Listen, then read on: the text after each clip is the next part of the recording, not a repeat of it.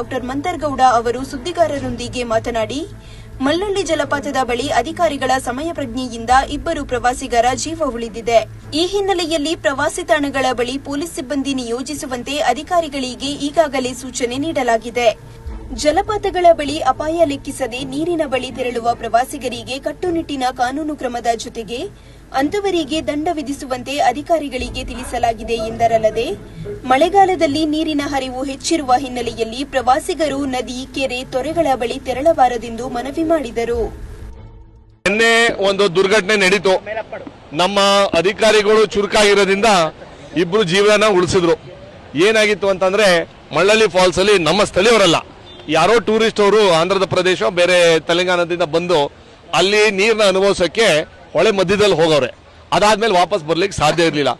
ಅದೃಷ್ಟದಲ್ಲಿ ಚುರುಕಾಗಿ ನಮ್ಮ ಸಿಬ್ಬಂದಿಗಳು, ನಮ್ಮ ಏನು ಫೈರ್ ಡಿಪಾರ್ಟ್ಮೆಂಟ್ ಆಗಿರ್ಬೋದು, ಪ್ಲಸ್ ನಮ್ಮ ಸ್ಥಳೀಯ ಅಧಿಕಾರಿಗಳು ಅವ್ರನ್ನ ಸೂಕ್ಷ್ಮವಾಗಿ ಪ್ಲಸ್ ಒಂದೇ ಒಳ್ಳೆ ರೀತಿಯಲ್ಲಿ ತಗೊಂಡ್ರು. ನಾನು ನಿನ್ನೆನೂ ಹೇಳಿದ್ದೀನಿ, ಡಿಸಿಗೂ ಮುಖಾಂತರ ಎಲ್ಲ ಏನೇನು ಟೂರಿಸ್ಟ್ ಸ್ಪಾಟು ಎಲ್ಲೆಲ್ಲಿ ಜನ ಹೋಗ್ತಾರೆ ಅಲ್ಲಿ ಒಂದು ಪೊಲೀಸ್ ಸಿಬ್ಬಂದಿ ಹಾಕಿ ಅಲ್ಲಿ ಟೂರಿಸ್ಟ್ಗೆ ಅಲ್ಲಿ ಹೊಳ್ಳು ಹೋಗೋಕ್ಕೆ ಅವಕಾಶ ಕೊಡಬಾರ್ದು ಅಂತ ನಾವು ಶಿಕ್ಷಾಗಿ ಹೇಳಿದ್ವಿ.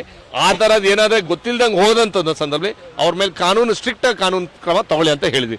ಫೈನ್ ಹಾಕ್ಬೋದು, ಇಲ್ಲಾಂದ್ರೆ ದಂಡ ಹಾಕೋದಂಥ ಜವಾಬ್ದಾರಿ ನಾವು ಅಧಿಕಾರಿಗಳು ಕೊಟ್ಟಿದ್ದೀವಿ.